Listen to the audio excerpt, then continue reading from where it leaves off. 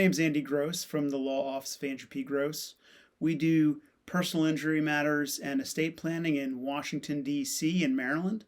And we also help veterans across the country with their VA disability benefits appeals. So one of the things I'd like to talk about today, very basic concept that you may or may not be familiar with, but it has to do with VA disability benefits. And a lot of folks don't really realize this, or they don't take advantage of this process, but they ask, how do I appeal my VA disability benefits decision if I didn't get the decision I like? And usually that means that they didn't get a high enough rating, or certain things were not deemed service connected when they should have been deemed service connected. But I want to talk about some of the basics. Before I get onto that, though, I want to talk about the basic process of applying for benefits.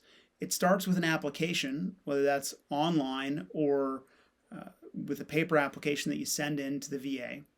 And the next step is the development process, where the VA goes and collects medical records from your military career and even from after your military career, because they can pull VA medical records directly from VA medical facilities like VA hospitals and clinics. Then they might send you for what's called a claim and pension exam. And the claim and pension exam, or C&P exam, is a couple things. First, they determine the severity of the disability. And then the second thing is they determine whether or not that disability is actually related to service. And they don't do this in all cases. Sometimes when it's a presumptive claim and something's presumptively linked to your service, like say Agent Orange, might not even have an opinion on the issue of whether or not it is related to your service. And the next thing that happens after that is a rating decision. And that includes a letter in the mail from the VA that contains a rating decision document.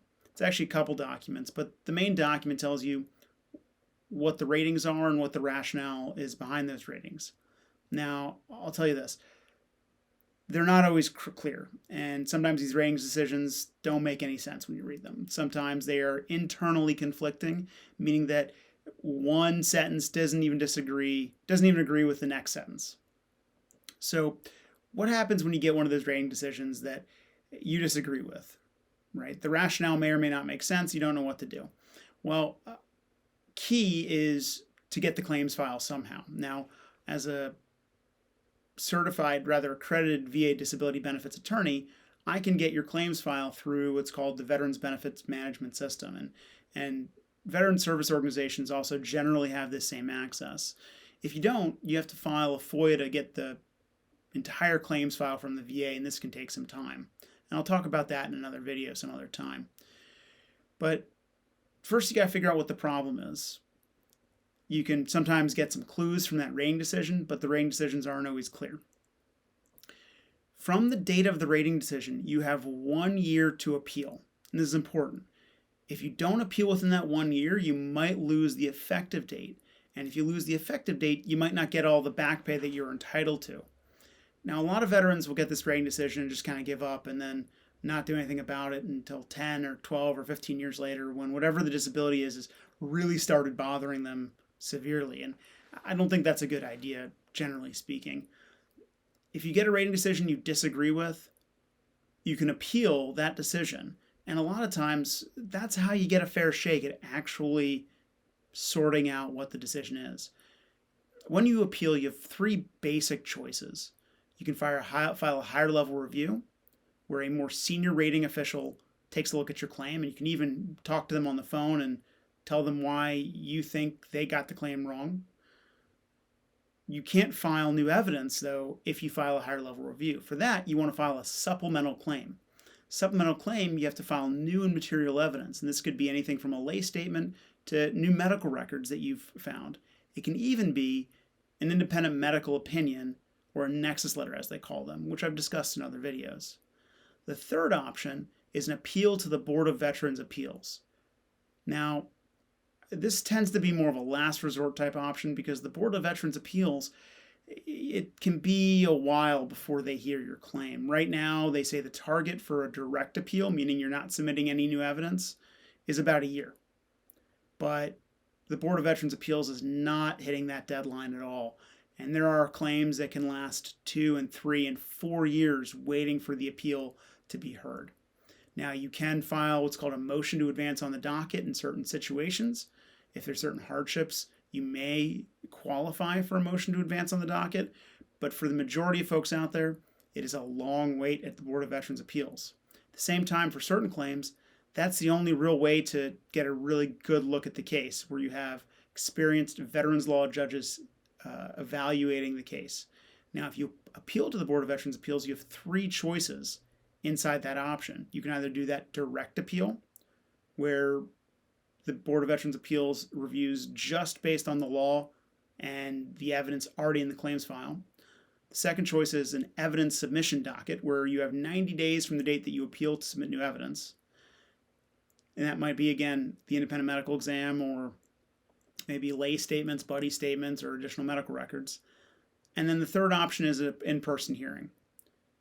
Not all cases require in-person hearings, but it also takes the longest to get an in-person hearing. Some of those cases can wait 2 or 3 years before you actually get a hearing in front of a veterans law judge. Now, the Board of Veterans' Appeals has hired more judges, and they're hoping to speed up that process, but it's not always quick. Now, the interesting thing is, though, with the Appeals Modernization Act, which I discussed in another post, is that you can go back and forth between these various appeals.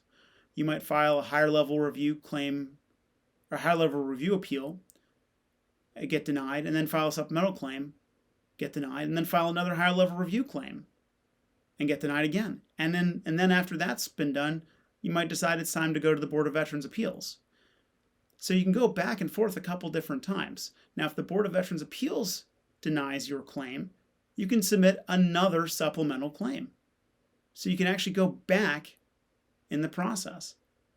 Now, if it's a matter of law that you're challenging, you can file, a matter of law that you're filing from the Board of Veterans' Appeals, you can appeal even higher to the Court of Appeals for Veterans Claims. Now, this is an actual appellate court that sits in Washington, D.C. That is a more formal court process where the Secretary of Veterans Affairs is actually represented by an attorney, and they argue the case. If you get a decision there you don't like, you can actually appeal to the Court of Appeals for Federal Claims. And this is all way down the road, but how you decide on appealing and the strategies that, do you file a supplemental claim or a higher level review? Well, that's really something you have to consider after reviewing the file and realizing what the problem with the claim was in the first place and where the VA made a decision. So with that said, it's not easy picking how to appeal, which lane to choose, or whether to submit more evidence. That really, again, like I said, depends on where the mistake occurred in the file or where the VA screwed up. And that's where someone like me, as an accredited veterans benefits attorney, can come in to really help sort the wheat from the chaff, as they say, and come up with the best appeal strategy possible. Even for us, sometimes it takes 2 or 3 appeals for us to get the VA to acknowledge, service connection or a higher rating. It just depends. Every case is different. If you've received a rating decision and you'd like to appeal it, give us a call by either calling us directly at 443-846-0740 or by contacting us by ways you can see on the next screen, by going to the website or by emailing us. We're here to help. Anyway, thank you very much and have a good one.